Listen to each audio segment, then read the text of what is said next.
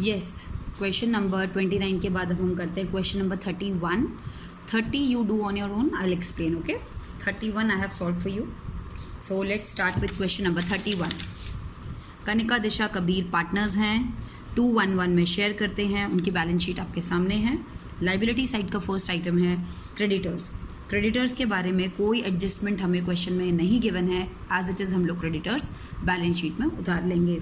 इसके बाद है ईपीएफ, एम्प्लॉय प्रोविडेंट फंड, उसके बारे में भी कोई एडजस्टमेंट नहीं गिवन है, हम उसको भी as it is balance sheet में नोट डाउन कर लेंगे. उसके बाद आ जाता है कनिका, दिशा, कबीर के कैपिटल. आप सारे बच्चे जानते हैं उसको हम किस नाम से लिखते हैं, बैलेंस बीडी के नेम से हमने तीनों में लिख दिया है. 2 lakh, 1 lakh and 80,000. Coming to the asset side, first item is bank. Put a small star over here and leave the space, will see it later. Then comes debtor. Debtor में भी कोई एडजस्टमेंट हमें नहीं गिवन है, एज इट इज़ डेटर्स भी हमने 60,000 की यहाँ कॉपी कर दी है. इसके बाद है स्टॉक. स्टॉक की वैल्यू 120% हो गई है. स्टॉक पहले 1 लाख का था, इसका 120% अगर मैं निकालूँ, 1 lakh multiply by 12500, that means अब स्टॉक की वैल्यू 1,20,000 हो गई है. पहले 1 लाख की थी, अब 120 हो गई है. दैट मीन्स 20,000 का प्रॉफिट रिवैल्यूएशन के क्रेडिट साइड में, और बैलेंस शीट में अब आप स्टॉक कितना दिखाएंगे, 1,20,000. इसके बाद आ जाती है फिक्स्ड एसेट्स. फिक्स एसेट्स की भी वैल्यू इंक्रीज़ होकर 3 लाख हो गई है. जो वैल्यू पहले 2,40,000 थी, अब वो 3 लाख हो गई है. दैट मीन 60,000 का आपको क्या हो गया है, प्रॉफिट हो गया है. इसके बाद आ जाता है P&L account, which is appearing on the asset side of the balance sheet. उसको आप राइट ऑफ करेंगे where, on the debit side. यहाँ लिखेंगे P&L अकाउंट एंड KD और कबीर में, कनिका, दिशा एंड कबीर में आप तीनों में राइट ऑफ करेंगे ओल्ड रेशियो में. यहाँ तक क्लियर है. गुडविल ऑफ द फर्म, नीचे आ जाइए. Goodwill of the firm was valued at 2 years purchase of AP, average profit of 3 completed years.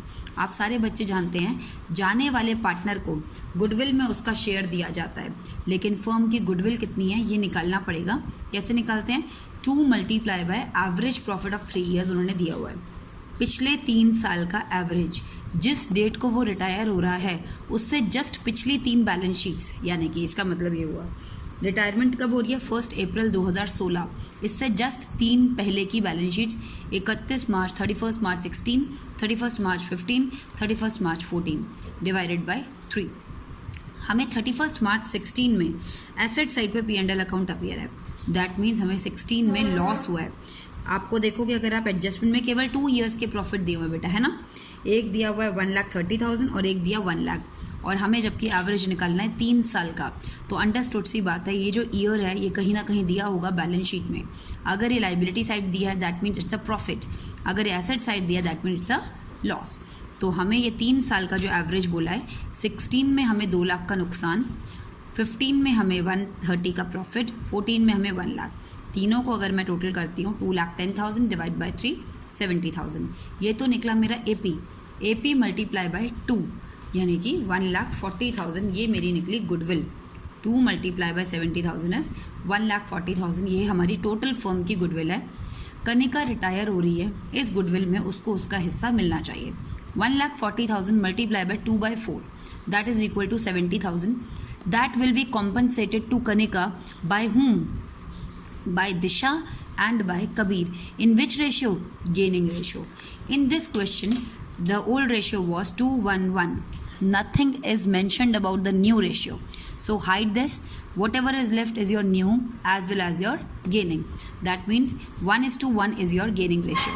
70,000 will be compensated to Kanika by Kabir and Disha in equal ratio, gaining ratio, 35-35. They both will give 35,000 each. To whom? To Kanika. Take 35,000 from Disha's account, take out Kabir's 35,000 from Kabir's account and write Kanika here and give this to Kanika. Okay, Kanika के account में 35 मिले दिशा से, 35 मिले कबीर से. Over. Jumping to the next adjustments, fixed assets done, stock done. The amount payable to Kanika was transferred to her loan account. इस adjustment को मैं समझाती हूँ क्या बोलना चाहता है. उससे पहले हम रिवैल्यूएशन को क्लोज कर लेते हैं. What ever profit and loss arises from here, we have to transfer it into the partners capital account. We have done partners capital account also. Now अब हम बात करते हैं किसकी, कैपिटल अकाउंट को क्लोज करने की.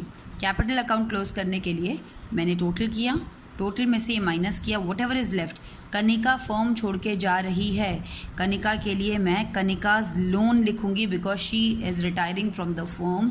So what ever balance appears, हम उसको या तो पे ऑफ कर सकते हैं, कनिका को बोलेंगे भाई तुम्हारा हिसाब किताबें लेती जाओ. अगर क्वेश्चन में मेंशन नहीं है तो ऐसे केस में आपने जितना भी कनिका का बैलेंस है उसके आगे लिखना है कनिकाज लोन अकाउंट, यानी कि हम कनिका को बोल रहे हैं कनिका तेरा 3 लाख का हिसाब किताब बनता है, हम तुम्हें दे देंगे ये पैसा. तो write Kanika's loan account. And for the continuing partners, that means for Disha and Kabir, we have to write the word balance CD. Balance CD word will be used only for those partners who are continuing into the business. अब ये दिशा का total किया, ये minus किया, what ever is left is balance CD. Total this minus this is your balance CD. This balance CD will be written here on the liability side as capital account, as well as Kanika's loan account will also be shown here because पता है ना आपको कि हमारे ऊपर कर्जा है, कनिका का इतना पैसा हमने देना है, तो हमने ये सारी चीज़ें यहाँ पर दिखा दी है. बैंक की अगर मैं बात करती हूँ तो बैंक में ना कोई पैसा आया ना कोई पैसा गया, एज इट इज़ आपने वही बैलेंस उतार देना है 60,000. दोनों साइड का टोटल करिए, टोटल इज सेम. ओके.